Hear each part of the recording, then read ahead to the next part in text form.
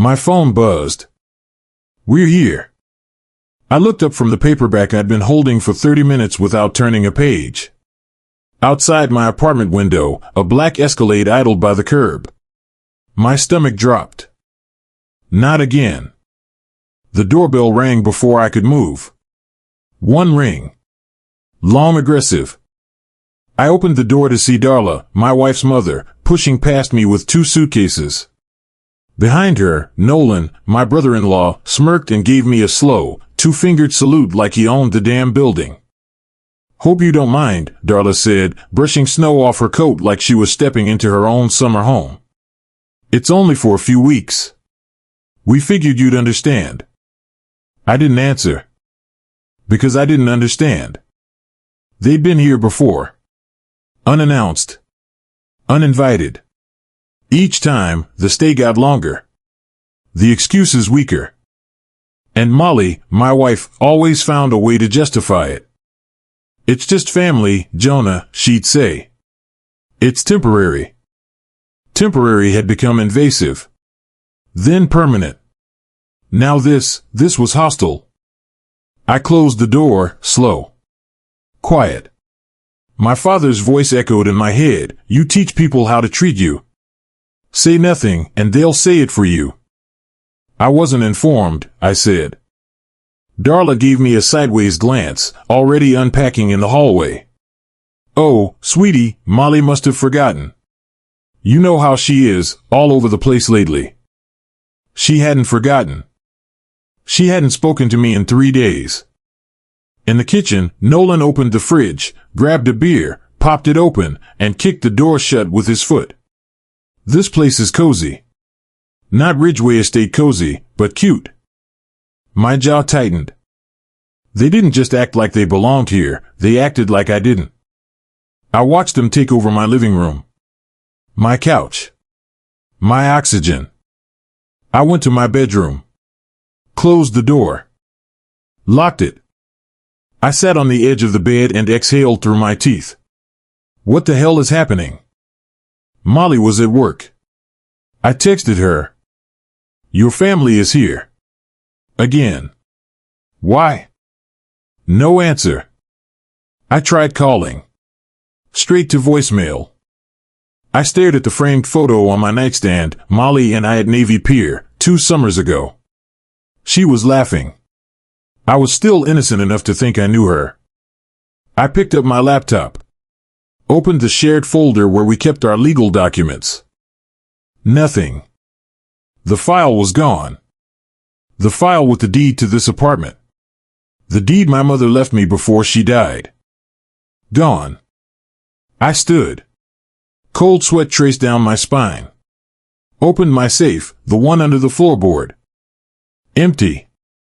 Except for a slip of paper. One line, scrawled in Nolan's handwriting, "Family means sacrifice. Don't forget that, little brother." Little brother? My blood iced. A knock at the bedroom door. Muffled, "Jonah? Can we talk?" Molly. Her voice sounded careful. Rehearsed. I opened the door. She looked tired. Pale. Eyes darting. "I know this looks bad." "It is bad," I said. She hesitated. "They're only staying until some paperwork clears." "What paperwork?" She didn't answer. "I want them out," I said. "Now." "You don't understand," she whispered. "It's not just about them. It's about us. About your mom's will." I froze. "What about it?" Her voice cracked. "Jonah, there was a second will. One you weren't supposed to see." My heart stopped. She reached into her coat. Pulled out a manila envelope. Placed it on the bed. I didn't want to do this. But my mother, she said if we didn't act fast, everything would be gone. She said you wouldn't fight. That you couldn't. I opened the envelope. Inside, a legal document. Newer than the one I had. Signed. Stamped.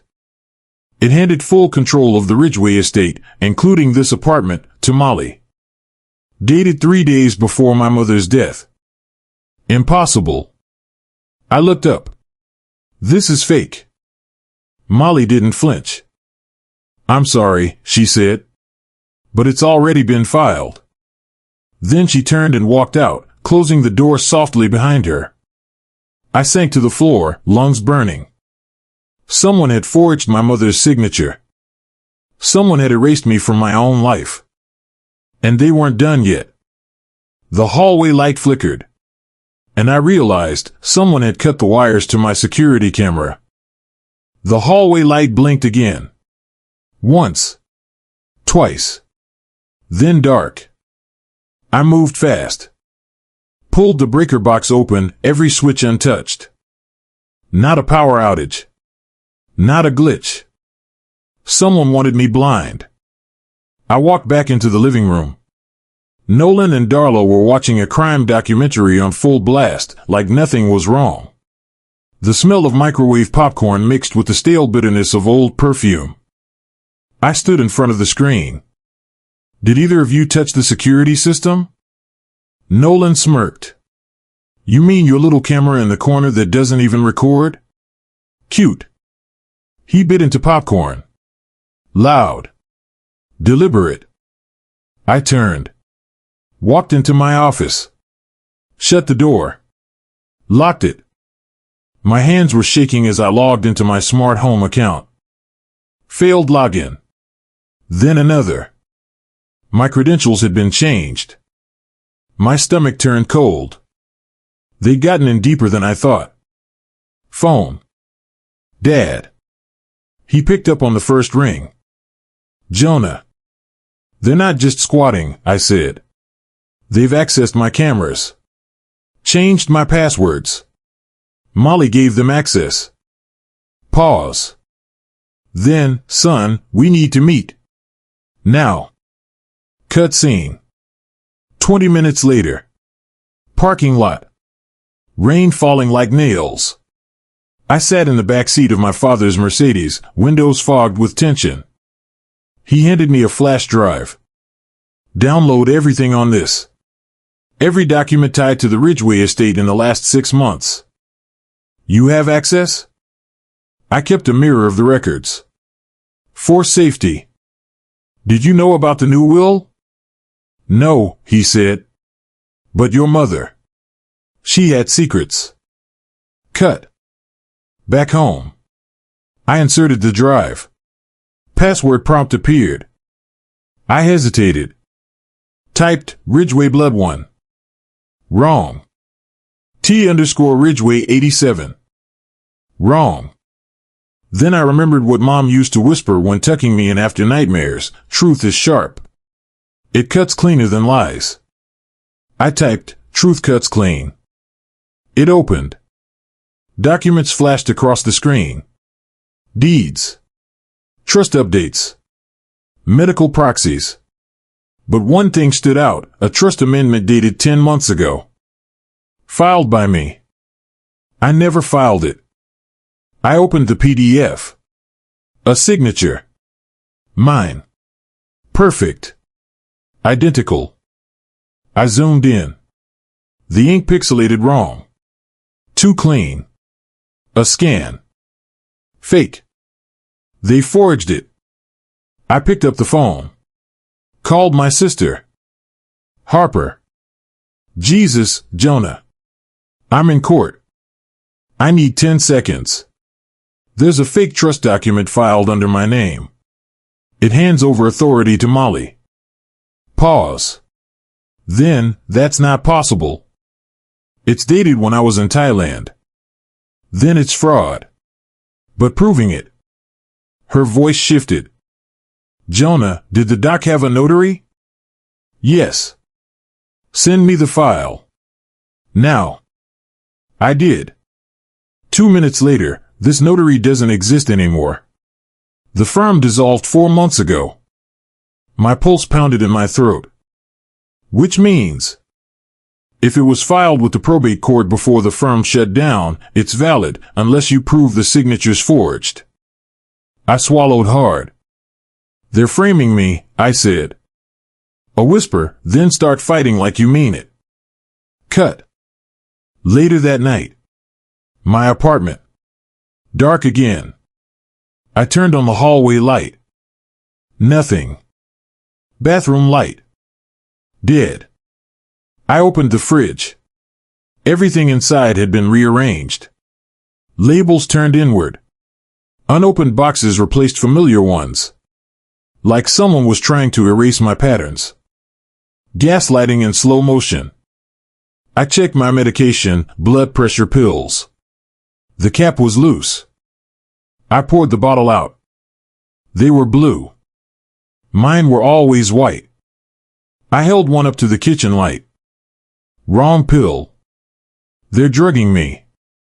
I ran to my laptop. Pulled up the shared cloud folder Molly and I used. One new file. Labeled, Compliance Plan _Ridgeway. Inside, a spreadsheet of my supposed mood tracking, doctors I've never met, prescriptions I never filled. A case being built. I heard a sound behind me. A cough. I turned. Shiloh stood in the doorway, holding a steaming mug of tea. Thought you could use this, she said, voice syrupy. What's in it? She smiled. Just something to help you sleep. You've been off lately. She stepped closer. Jonah, if you're not well, the court won't let you handle the trust. It's better if someone else. I slapped the mug from her hand. It shattered against the wall. She didn't flinch. She leaned close.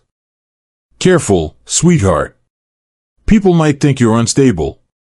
She left. I stared at the broken glass.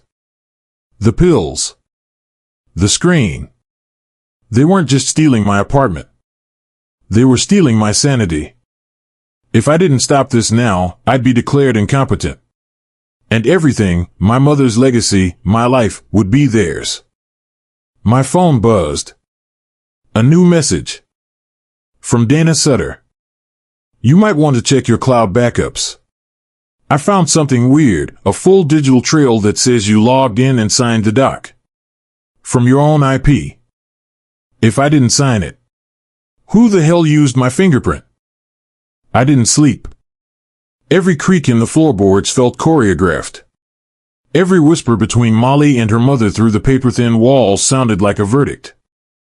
I was being erased. By morning, I looked like hell. The kind of hell you don't confess, the kind that sits behind your eyes, waiting to be weaponized in court. Dad called. Come to the house. Bring the file. Cut. Thomas Ridgway's study hadn't changed in 2 decades. Books lined like soldiers. A whiskey decanter untouched since Mom died. The fireplace flickered, but the air still smelled like ash and secrets. I dropped the file on his desk. This is what they used. He flipped through it, eyes narrowing with every page. Then silence.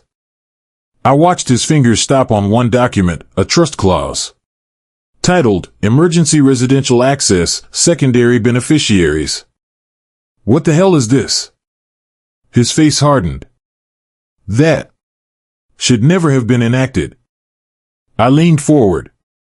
You knew about this? His voice was calm. Too calm. Your mother added that clause after your second hospitalization. She said if your mental state ever became a legal concern, the McKeevers could step in. My gut twisted. That's not a clause. That's a trap. He nodded slowly. She trusted Molly. More than I did. I stood, pacing. So they're using that to say I'm unfit. That I need oversight? It only holds if they prove instability. I laughed. Sharp. Bitter. They've already started. False prescriptions. Mood trackers. Hell, I found blue pills in my bottle. He looked at me, for the first time, like I was prey. Jonah. Listen to me. If they get a conservatorship order, even temporary, it's over. Your assets. Your rights. Your name. Cinematic cut. My phone buzzed. Dana Sutter. Text, E. Sutter filed the amendment. Not your dad. Not you. Another text, check your mother's will. The first one. The original. Before it was revised. Cut. I broke every speed law getting home. Darla was gone. Nolan was in the shower. Molly wasn't there. I pulled the fireproof box from my closet. Dug through old letters, insurance, photographs. Then, at the bottom, an envelope with a wax seal. Ridgeway Blue. Inside, the original will. The language was clear. No amendments. No secondary clauses. No emergency residential access. So when did that change? Who changed it? I pulled my laptop. Opened the document properties on the forged PDF. Editor, E. Sutter. Timestamp, 8 months ago. The same month Dana cut ties with her father. Cut. I called Dana. No answer. Texted, call me. This is bigger than we thought. No reply. I called again. Voicemail. I got in my car. Drove to her place. Front door cracked open. My pulse stuttered. Dana? Silence. I stepped inside. The smell hit first, metallic, sharp, final. Then the broken lamp. The overturned chair. The blood smear by the doorknob. Panic clawed up my throat. Dana. No answer. I scanned the room. Her laptop, gone. Her bag, still here. Drawer pulled open. Empty spot where her USB drives were always lined up like soldiers. One thing left on the floor. A flash drive. Taped to it, trust no one. Not even blood. I pocketed it. Ran outside. Jumped in the car. Heart punching through my ribs. I called Dad. She's gone. Who? Dana. Silence. Then, go somewhere public. Don't go home. I pulled into a gas station. Locked the doors. Plugged the flash drive into my laptop. Files loaded. A folder labeled, If I Disappear. Inside, screenshots of fake logins from my IP. Voice memos. One played automatically. Dana's voice, low and scared. If you're hearing this, I'm either dead or running. My father helped them forge it. He built the system. It's bigger than just Jonah. Bigger than Molly. Click. Another recording, Layton's voice. Once the transfer is done, he'll be irrelevant. Just another name on the mentally unfit list. I sat frozen. Everything was proof. But I was the one being watched. Targeted. Eliminated. My phone rang. Blocked number. I answered. A voice, disguised. Modulated. You should have let them take the apartment, Jonah. Click. Dana's gone. And now I'm next. The courthouse air felt like static. The kind of pressure that builds right before a power surge. Every hallway buzzed with whispered names and fake smiles. I moved fast. Dana's flash drive tight in my coat pocket. The voice recordings were timestamped. Traced. Chain of custody ready. I had evidence. Finally. My breath fogged the glass door to probate office 4B. Inside, 2 clerks. 1 judge. 1 man already waiting at the bench. Nolan. Wearing a suit he didn't earn and a smirk he didn't deserve. My voice was sharp. Why the hell are you here? Nolan turned, smooth as a coin flipping. Oh, hey there, Jonah. Didn't think you'd beat me here. We're just finalizing the paperwork. What paperwork? The conservatorship. I stepped forward. You're not family. He raised an eyebrow. By marriage. That counts in Illinois. And if you're medically unstable, you forged every record. Sure, he said, shrugging. But proving it? Good luck. Cut scene. My attorney, Carla Ames, arrived 5 minutes later. She smelled like burnt espresso and fury. You didn't tell me they filed early. I didn't know. She looked at the judge. Then back at me. They're pushing emergency status. If the judge approves it now, you're legally unfit to manage your own accounts. Property. Even your mail. I nodded. Quiet rage seething. They don't want the truth, I said. They want silence. She leaned closer. Then give them noise. Courtroom. 10 minutes later. Nolan stood before the judge, voice sweetened with feigned concern. We're deeply worried about Jonah's condition, Your Honor. Mood swings. Paranoia. Isolation. He's been erratic since his mother passed. My jaw clenched. Carla stood. Objection. We have no medical affidavits supporting this. Judge, do you have evidence countering it? Carla looked at me. I nodded. She handed over the flash drive. Submitted into evidence. The judge plugged it in. Audio began to play. Dana's voice. Calm. Clear. If this reaches court, let it be known, Jonah Ridgway is the victim. Not the problem. Click. Next file, a recording from Nolan's own phone, accidentally uploaded to Dana's cloud. You get him out, and the apartment's ours. Once the trust kicks in, I'll move the rest through Cayman. Clean and quiet. The courtroom fell silent. Cut. Nolan lunged. I want that drive stricken. The judge raised a hand. Enough. This hearing is suspended pending investigation. I turned. Nolan's eyes burned through me. Carla whispered, you just cracked their facade. But they'll come harder now. We exited fast. Wind cut sharp down LaSalle Street. My phone buzzed. Unknown number. Text, you should have kept quiet. Now we have to make it permanent. Cut. Carla dropped me at my apartment. I checked the front door, lock jammed. Deadbolt scratched. Someone had tried to break in. Inside, the living room lights were off. But the TV was on. Footage played of me, inside my apartment. From angles I never installed. I stepped closer. The date in the corner read, yesterday. Footage of me asleep. Tossing. Talking in my sleep. Mumbling Dana's name.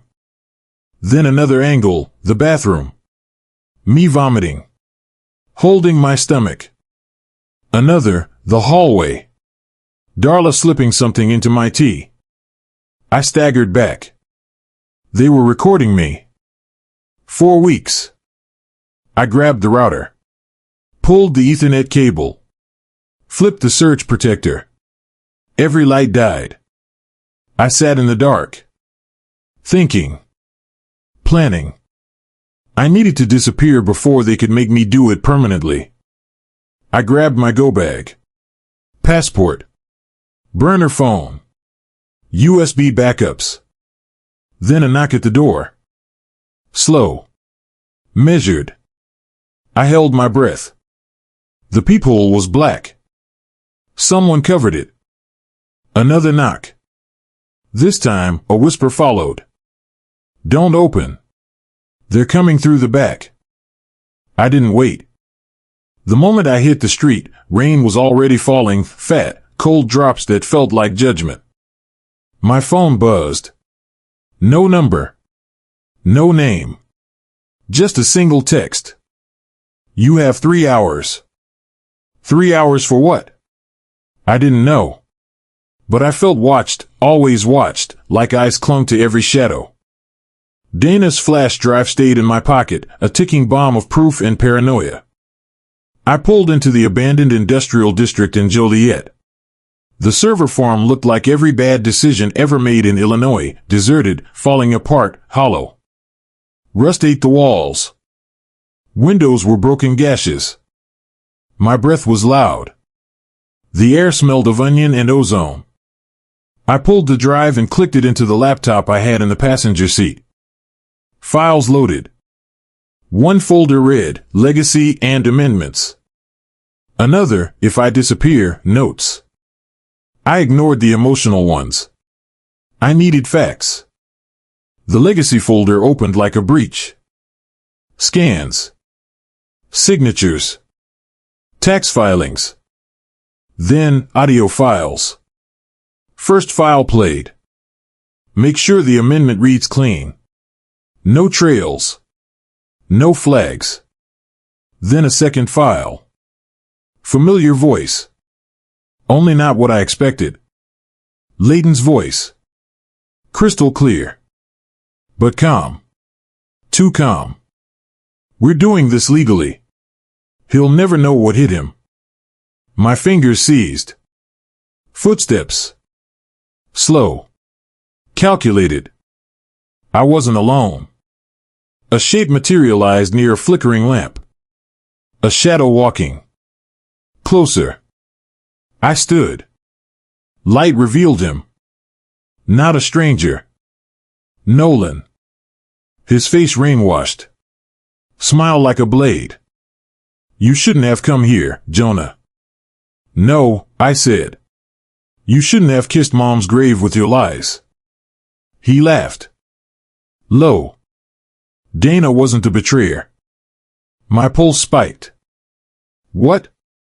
He pulled something from his coat, a phone. He pushed play. Recording.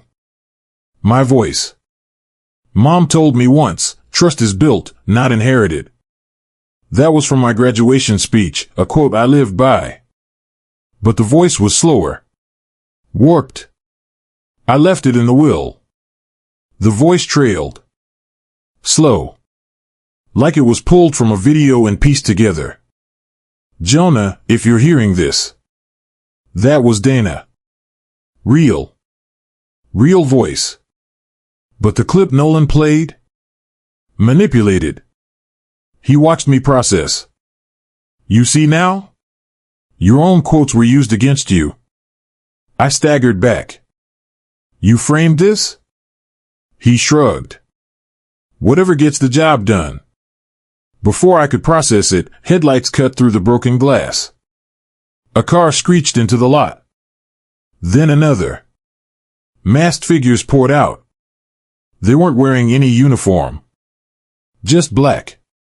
Silent. I grabbed the laptop. Ran. Rain blurred the world into strobe lights. I didn't look back. Shots fired, not bullets, but the wet thump of rubber bullets nailed into the pavement around me. I moved faster. Pure instinct. They wanted to drive. I wanted out. And answers.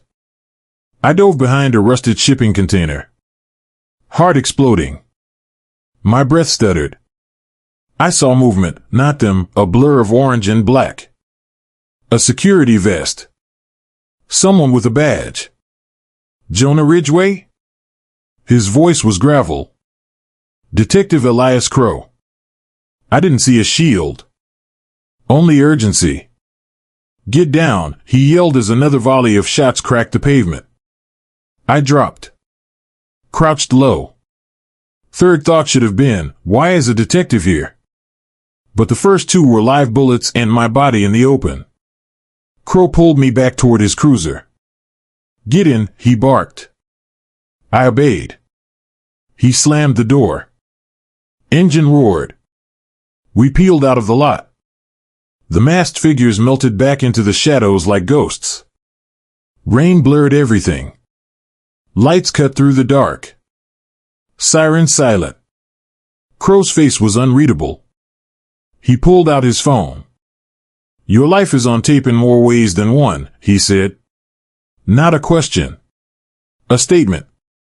I pulled out Dana's flash drive. He didn't flinch. Instead, he asked, "What's on that?" I hesitated. Truth? Explosive. But necessary. I slid it across the seat. He plugged it into his phone. Then a notification popped. Unauthorized access. Crow didn't flinch. Only said, "We'll get a warrant." I leaned back. Fogged breath. "Why are you helping me?" He didn't answer. Instead, he said something I couldn't shake. The truth isn't always protection. Sometimes it's weaponized. Another rain streaked down the windshield. Cinematic. Cold. I thought of my mother's last words to me. Loyalty is not the same as sacrifice. I realized then that I had been sacrificing myself for a loyalty that didn't exist. Crow turned off the highway onto a side street. Blinking lights ahead. A barricade. Police. Federal agents. Media vans. Cameras. I didn't understand. Until I saw her. On the elevated walkway above the street. Darla McKeever. Exposing her face to every lens. Hands on hips. Like a general announcing victory. She pointed at me. And smiled. Not just a smile. A declaration. They weren't hiding anymore. They were taking the stage. Crow's grip on the wheel tightened. She wanted this, he said quietly. What? To control the narrative. I squeezed my eyes shut. Floodlights etched shadows across the pavement. And then I realized. This wasn't just about property or forged documents. This was bigger. Much bigger. And they weren't afraid of the truth. They were going to broadcast it. To the whole world. They're not just living in my apartment. They're taking my entire life. The lights were blinding. Camera flashes cut the night into pieces. Sirens layered over shouting voices. The city had decided this was the moment it wanted to watch. I stepped out of Crow's car with my hands visible. Calm. Measured. The way you move when you know every twitch will be replayed in slow motion. Darla stood on the elevated walkway like a queen at a parade.